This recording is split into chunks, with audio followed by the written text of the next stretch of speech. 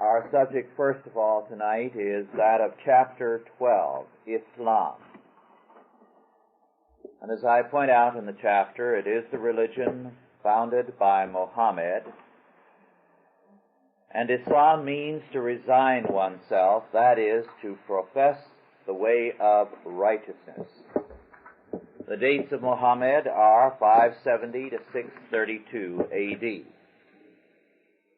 Now, our concern in our lectures is to supplement the notes that as I pointed out, by dealing with some of the underlying ideas and motive forces in a particular area and era.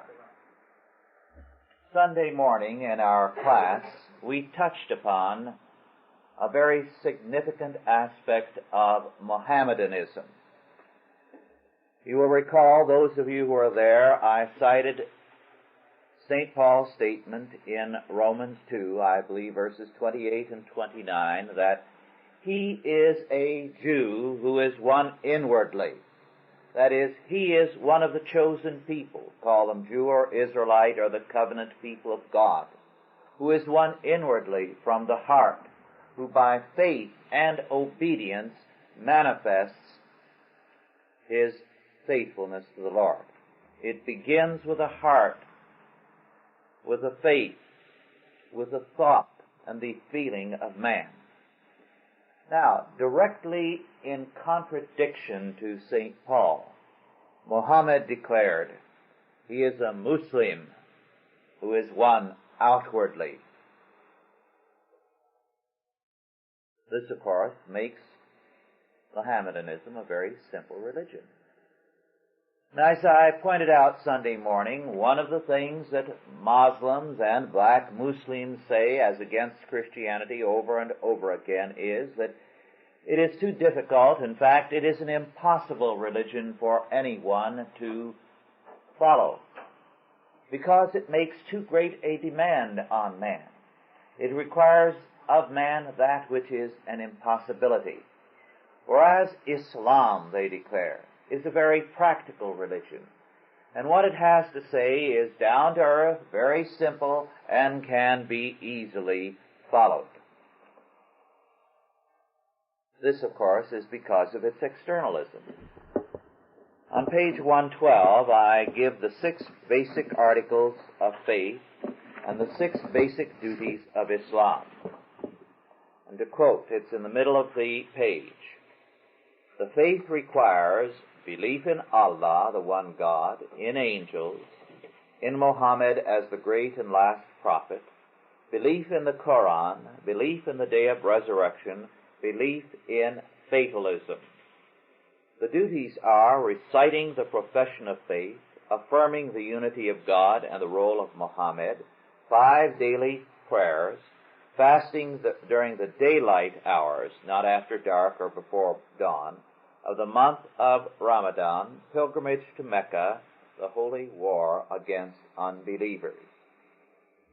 Now, the 6 duties are all of them things that are external. Very simple things. You recite a prayer 5 times daily, and you say you believe in Islam, and you make a pilgrimage to Mecca, although if you don't do it, no harm done. You help if there's a holy war by lopping off as many heads of Christians and Jews as possible. But nothing is required of you as far as your heart is concerned. In fact, you can be a very depraved person, but if you fulfill those 5 duties, you are a man of righteousness. And as far as the basic faith is concerned, you can have a great deal of latitude there. You can interpret these things with considerable variation of opinion, or with very little opinion. It doesn't matter. You can treat it very casually.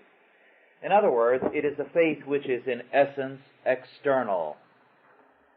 Now, Islam means to resign oneself, that is, to the way of righteousness as declared by Mohammed. But when the way of righteousness is something that is external,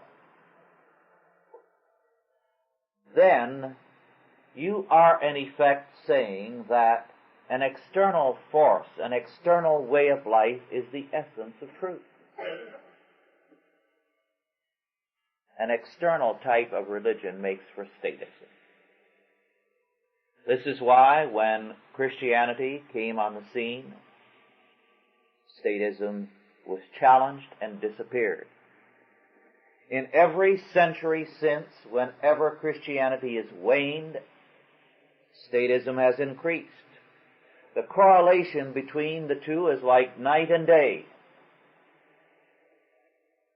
When Christianity wanes, the darkness of statism appears. Because man then emphasizes externals. And if man feels externals are important rather than the heart, the faith, the character of man, man will be ruled by externals, will he not? Because he says they're important.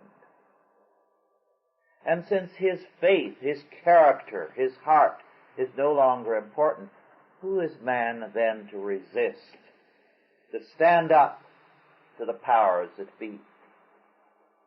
You can talk about Christian martyrs. Can you talk about Mohammedan martyrs? Of course not. For someone to make a stand out of conviction from the heart in a religion of externals, that's nonsense. It just isn't in character. And how else can you have men to make a stand against anything and to bring about freedom, to bring about a social order in which men have character, if it is not something that is from the heart? He is a Jew. He is a member of the covenant of God, who is one inwardly. But Muhammad said, he is a Muslim who is one outwardly. Not surprisingly, Islam, which means to resign oneself, is not a term for the religion. If you're talking about the religion, the word is Mohammedanism. And a Mohammedan doesn't talk about Mohammedanism. He talks about Islam. And what is Islam? It's the state. It's the Islamic social order, a statist social order. That's the ideal. So Islam has always created a strong state, a very powerful state. As we shall see soon, a state which is conducive to military power, but not to the growth of character. It produces a stagnant type of society because since externals are what are important, how are people to grow? How are people to develop? The Mohammedan feels there's something wrong with all of us. Why? Those Christians, always dissatisfied with themselves, always troubling themselves because they haven't done everything God has required of them. Readily discontented. Which is true. Nobody in all history has ever been more discontented than the Christian. But no one has ever been happier. Because when he sees problems, he resents those problems, those difficulties, those evils. He wants to do something about them. But go to a Mohammedan country and see what life is like. Children with their mouths open and flies walking in and out of their mouths. And the mother isn't at all distressed about it because they're doing the same to her. I'm not exaggerating. I'm telling what somebody told me who came back not so long ago, and it wasn't the first time I had heard that. Which is true. You're not dissatisfied. You get what you can get when you've got it. But when your attitude is one of externalism, you will have a social order which is basically statist, and in which man is content with a declining lot. And so you have stagnation. There's a great deal said in the books, as I point out in this chapter, about how glorious Mohammedanism has been in various eras, and yet the progress was always a product of a Christian background. The sons of Christian wives who had been seized and put into harems, when they no longer had Christian girls to seize, who gave their sons some kind of social vitality, some kind of character, Islam began to stagnate. As long as it could conquer and take in an element, it was able to keep expanding. It was able to get vitality and energy. It started here in Arabia. It moved to North Africa, first of all. Then it moved into this area, and finally into India, and in China, and throughout Central Asia. It moved up into Europe, and for a time, the Muslims under the Turks were at the gates of Vienna, and all but took Vienna. But all the while, it was functioning on the basis of captives. Captives. The Turks, for example, are a Mongol people in origin, but they look like most Europeans now. Why? Because they took captives from Germany, from Hungary, from all of Central Europe, from throughout the Mediterranean world and the Near East, and put them in their harems. As a matter of fact, their best soldiers were the Janissaries. The Janissaries were not Turks.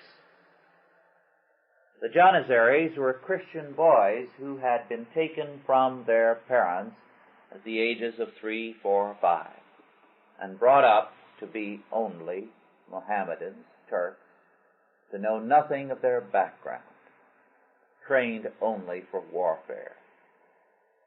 They were the terror of the world. They came from a background, you see, that gave them more social energy and vitality.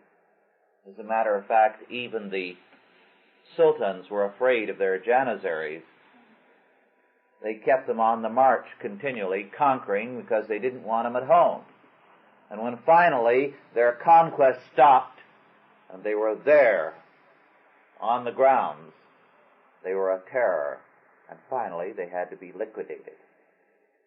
They couldn't control them. Most of the prime ministers of any consequence were again from captive peoples.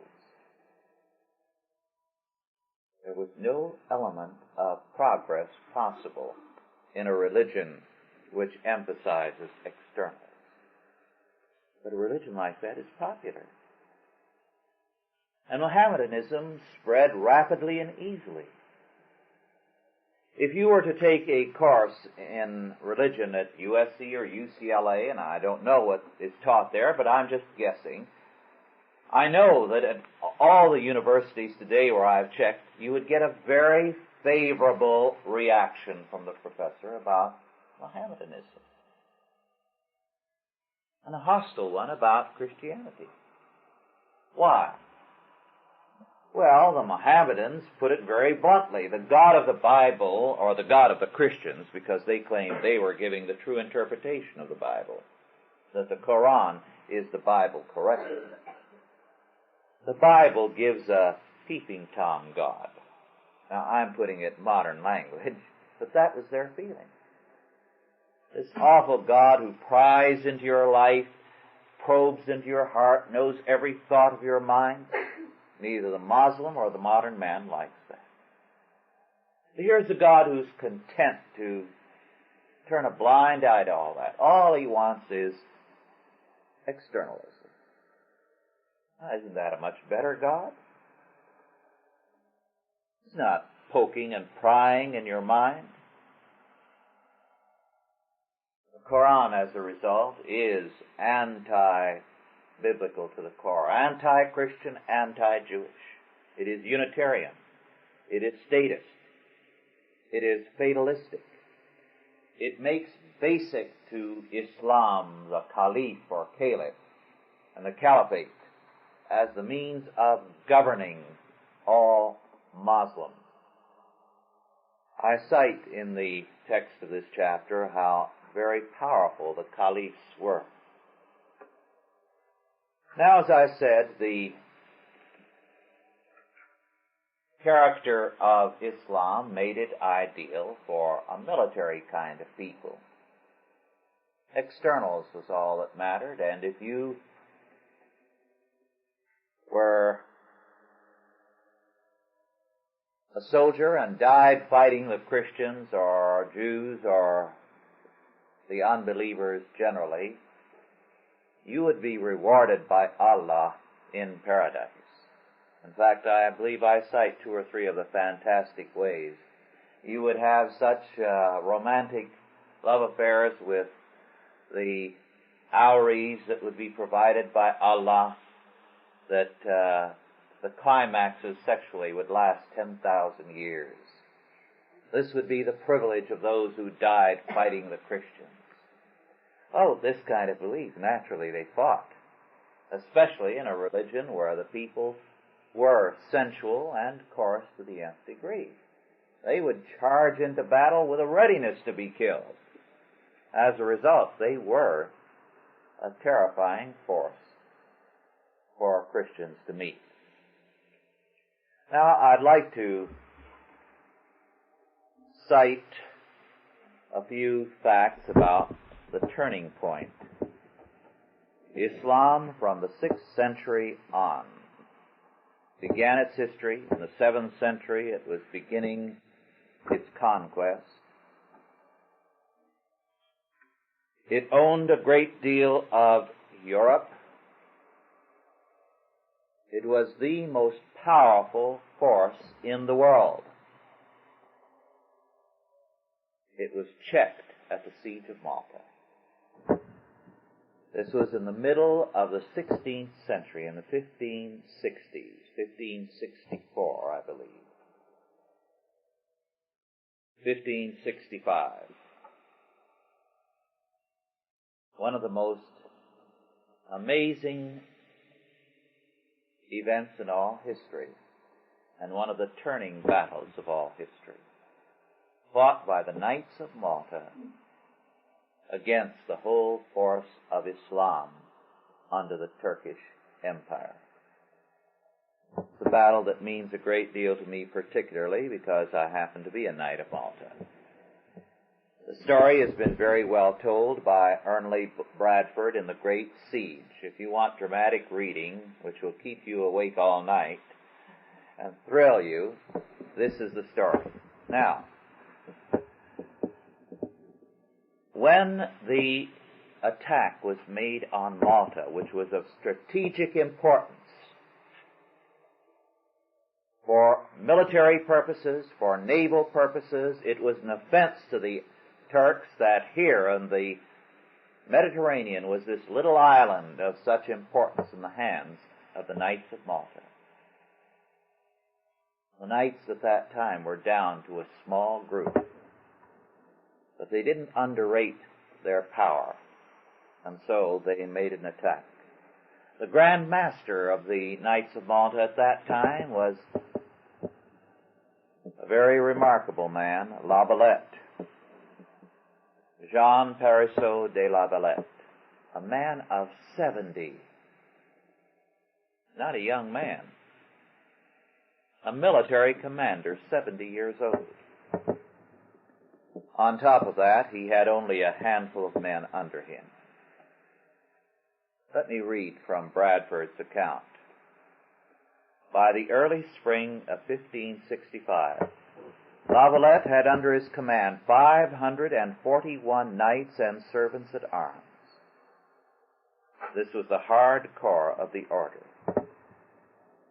and did not include the chaplains of the auberges or the other clergy who, in theory at any rate, were never permitted to bear arms. The main body consisted of 3,000 to 4,000 Maltese irregulars, a hardy race experienced from youth in skirmishes against Moorish corsairs, but little trained for the long, drawn-out exigencies of siege warfare. The order's galley slaves numbered 500, but they, being nearly all captured Muslims, could only be used under the lashes of their overseers to restore defenses, build walls, and act as a labor force. There were a further 1,000 slaves available for the same purposes. All these slaves had, of course, to be continually guarded, since given the opportunity, they would naturally have risen against their Christian master. As the winter weather softened into spring and the flowers and clover began to bloom in the small rocky fields, the galleys went north to Sicily. They brought back with them, as well as stores, powder, artillery, and provisions, a number of knights and followers who had collected in Messina over the winter. By April, La Valette reckoned that he had 600 members of the order, later to increase to 700, and a total force of 8,000 to 9,000 men. This is counting all kinds, including the slaves. With this, he must withstand the full weight of the Turkish navy and army. Well, the Turks landed. It was on March 29, 1565, that the Turkish fleet made its way out of the Bosphorus and sailed down to the Golden City to embark the army and the stores. Suleiman, the Sultan, was there in person to view the power and pride of his empire afloat on the waters of the Golden Horn. 170 ships, not counting a number of small sailing vessels, formed the Armada. 130 of them were the long-oared galleys, and 30 were galleos and galleasses. The galleass was one of the largest vessels of the period, carrying something like 1,000 men. Accompanying the fleet were 11 large merchant ships, one of which alone carried 600 fighting men, 6,000 barrels of powder, and 1,300 rounds of cannon shells. They landed as against a total force of 8,000 to 9,000 men, of which only 700 were really fighting men, perhaps 4,000 or 5,000 others who could fight. 4,000 or 5,000 of the Maltese, 700 and 4,000 or 5,000. Close to 50,000 men. Now, it was a fearful siege. It lasted over 4 months. They took one castle after another, one bulwark after another, but they refused to surrender.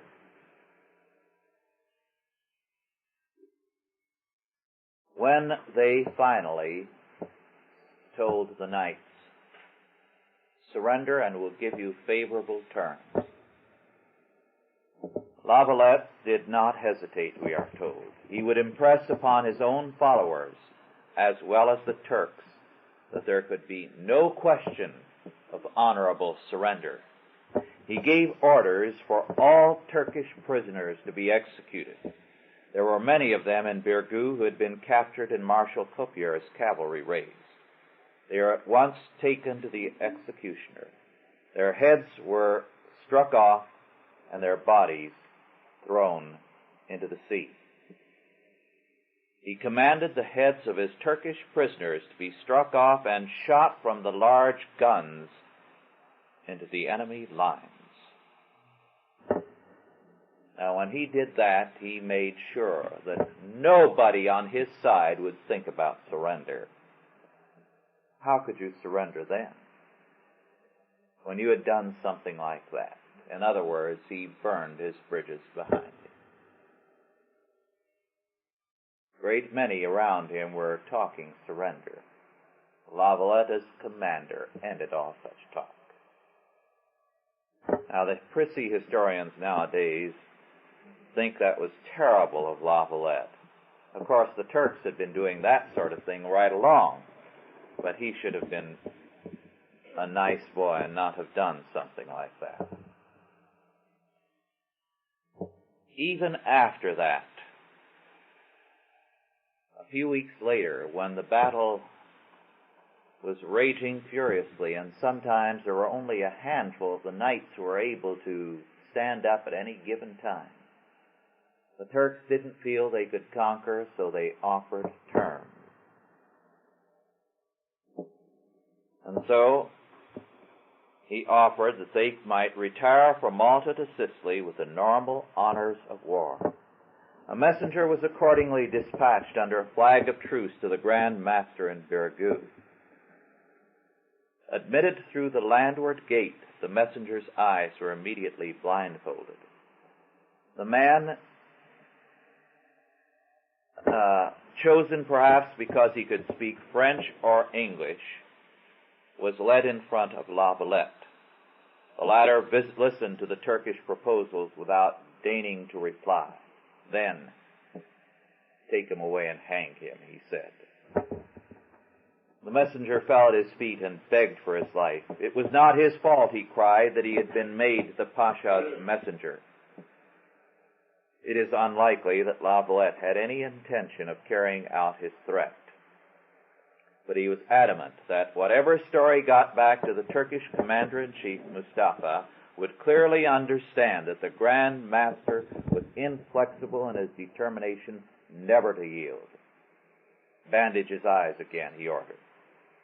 The man was led out from the council chamber, and they took him out by the gate of Provence and set him before the bastions of Provence and Auvergne. And when he was in the middle of them, they uncovered his eyes and let him see the depth of the ditch before him and the height of the walls above. "What do you think?" they asked. The man looked at the thickness of the walls, at their height, and at the ditch beneath him. "The Turks will never take this place," he answered. Then La Valette gave him his reply to Mustafa's offer. "Tell your master that this is the only territory that I will give him." He pointed to the ditch. "There lies the land which he may have for his own, provided only that he fills it with the bodies of his Janissaries." They led Mustafa's messenger back between drawn-up ranks of soldiers and blindfolded him again. So frightening had been his experience, so awe-inspiring the guns, the battlements, and the defense, so grim the silent ranks of armored men, that the Chronicle tells us he dirtied his breeches. Mustafa's reaction to La Valette's reply was one of blind fury. He had offered the best of terms to this Christian madman, and the only reply he got was an insult. The conqueror of St. Elmo, the victor of 100 battlefields from Austria to Persia, was not to be treated in this way by a Christian pirate, the leader of a handful of fanatics. He would take Birgu and Sanglia, he swore, and he would put every member of the accursed order to the sword. Well, the battle that raged was just of unbelievable fierceness. And they did not win. Finally, there was a report that a landing ship with a relief army had come. So the Turks boarded ship to evacuate, to lift the siege. And then they had their intelligence report. It was just a small handful. And they decided to re-embark. But at that point, with only a handful of men, just a handful able to stand, La Valette ordered a charge against the thousands of Turks who were landing again. And the sheer audacity and confidence of it won the day. The Turks had no more stomach for battle with these madmen. Now here is the situation at the conclusion. Nearly 250 members of the order had lost their lives, and of those who remained, almost all were badly wounded or crippled for life. Out of the Spanish and foreign soldiers and the Maltese inhabitants, 7,000 had died in the defense of the island. Out of a garrison force originally consisting of nearly 9,000, the Grand Master had only about 600 left, still capable of bearing arms. And many of them were wounded. 600. Mustafa had been correct when he had surmised that a few more weeks must inevitably deliver the island into his hands. The problem was, all his men had lost all heart for fighting them. The minimum losses of the Turkish forces were, Bradford estimates, about 30,000. This still would not take into account the ships and men lost between the island and the North African coast through the attacks of the Sicilian galleys. Well, it would be a pleasure to go on to read more about that tremendous siege of Malta. But suffice it to say, it was that battle that broke the power of Islam. And since then, it has been a weak and a declining power wherever it exists, decadent, incapable of very much. We saw in the Israeli war how the various Muslim states, the Arab states, crumbled before Israel, even though they had a vast numerical and technological superiority through the help of the Soviet Union. But Islam is still very much with us. It does control the major sources of oil in the world.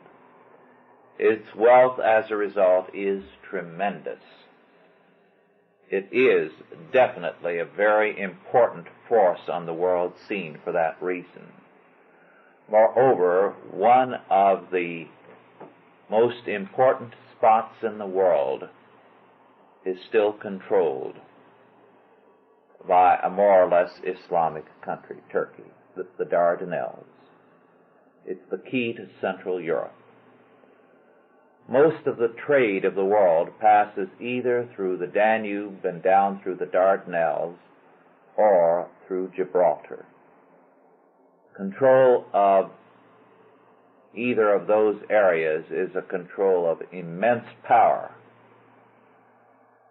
Turkey is an artificial country that has been kept alive precisely because, since its position is one of externalism, the great powers have always felt we can trust the Dardanelles in the hand of a puppet government like the Turkish government, because they can be bought.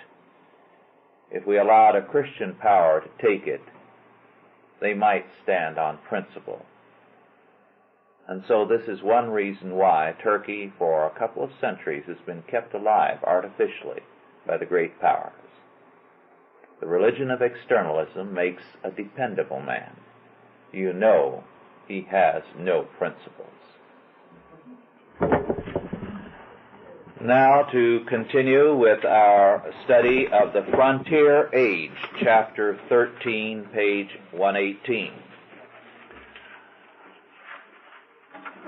I have called this era, which history books have long called the Dark Ages, the Frontier Age.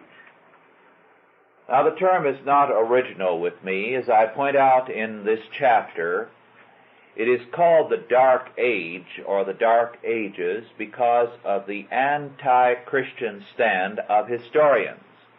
The term Dark Ages was coined by Christians. It's not a modern term. It was coined by them to describe the non-Christian world, the Roman Empire, Greece, Asia, Africa, Europe, every part of history and every part of the world outside of Christ. But with the Renaissance, the humanistic scholars felt that the Dark Ages were the ages controlled by Christians. And so they called everything from the fall of Rome to the birth of the Renaissance the Dark Ages. Later they divided that to the Dark Ages and Middle Ages, but they did not regard the Dark Ages as Middle Ages as anything but really dark. Now, I call attention to the fact that one scholar, Will Durant, says that the Dark Ages began with the death of Boethius in 524 and ended with the birth of Abelard in 1079, which is very interesting. Boethius, the last of pagan philosophy; Abelard, who within the bosom of the church revived Aristotle. Anything between that was darkness, precisely because it was Christian. Now, James Westfall Thompson, who was not in any sense an Orthodox Christian, nonetheless has called this era that is called Dark Ages the Age of Pioneers, which is a very interesting term. When do you have a time of pioneering? Well, you can have pioneering when you come to a new land. The people who landed in America, north, south, central, were in a sense pioneers. Pioneers are especially those who try to create a new life. This is why the word pioneer is more often reserved to Americans, and the term conquistadors for the Latin peoples, because they were simply there to exploit. But the pioneer goes into a new country to develop it. Also, you have pioneering in a collapsing civilization when any group of people believe that this is the time for rebuilding, for reconstruction. This is why we can call ourselves pioneers. Because if we believe in Christian reconstruction in this day, the end of the age of humanism, we are then facing it precisely as James Westfall Thompson says, the Christians faced the fall of Rome as pioneers to rebuild a collapsing, decaying world. Long before, of course, Abraham was a pioneer. God called him out of Ur of the Chaldees, which had a modern civilization. You would recognize the homes. They look very much like the Spanish style of home. 2 stories with a nice veranda on both floors, and servants' quarters were on the first floor usually. Public schools, coeducational schools in Ur, and so on. And God called him out of that, a decaying civilization, to Canaan, to be a pioneer, to leave what was dying in order to make for a new people that would control the future. Now, in the so-called Dark Ages, the Frontier Age or the Age of Pioneers, there were 2 kinds of pioneers in the main who were important. One of these were Jews. The Jews were the businessmen who were scattered throughout Europe.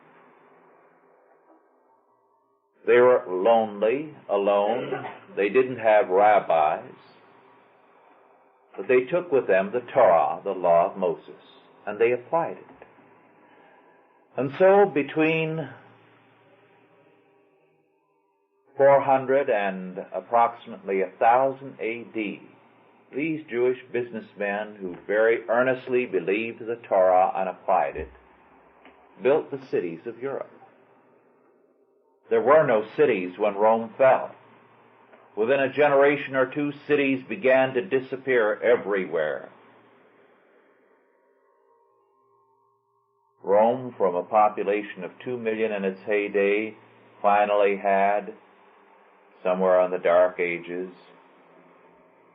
so-called, 500 people. It's quite a downfall, isn't it? From 2 million to 500. The new cities were built as centers of commerce. A Jewish trader would come to a fork, a good spot where there were people round about, and he would start a shop there. He was robbed. But little by little, he gained an immunity. How? If you rob me, I won't come back. Then you won't have the goods I have to sell. If you want what I have to sell, leave me alone. Then a little city would form around him, other merchants, and he would apply the law of Moses. Urban law in the Western world was derived from biblical law, the Talmud. So the Jews, up to the time of the Crusade, were great pioneers in the founding of cities. The other and the more important pioneers was the monk. The monks. Now, there are many things about the beliefs of the monks that we cannot agree with.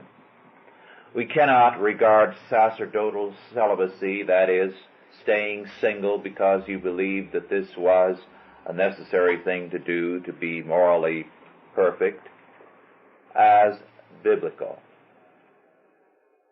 Nonetheless, we must say that God in His providence allowed these people to develop such ideas and use them to His glory. And we can understand why when we analyze the situation. Rome had fallen. Rome had conquered and controlled a great deal of Europe. Central Europe, portions of Russia, across the boundaries into the southern reaches of Germany, Britain up to the Scottish border, Spain, North Africa, great areas of the Middle East. And throughout this area there had been cities, there had been civilization, and now all this had collapsed. It took some real pioneering to reestablish something, and the monk was the ideal person. The monk had no family. He believed that he was called by God to remain single, and he could best serve God this way. He would go out and on foot travel back and forth across the length and breadth of Europe, everywhere converting people, establishing a monastery, moving on. It was amazing how some of the English and Irish monks walked back and forth across Europe again and again into their old age when they were 60, 70, 80. They'd just take a walking stick and they'd set out. And if they'd hear there was, on their journey somewhere, there was trouble, say, in Germany and they were in France, they'd walk up to Germany. And they would actually go and interfere in courts and lecture to kings. They got killed for it very often. But they also converted many of them. What they did was nothing short of amazing, miraculous. Now, let me cite something from the Venerable Bede. The Venerable Bede in England about the time of Charlemagne. Please turn over the cassette and continue the message.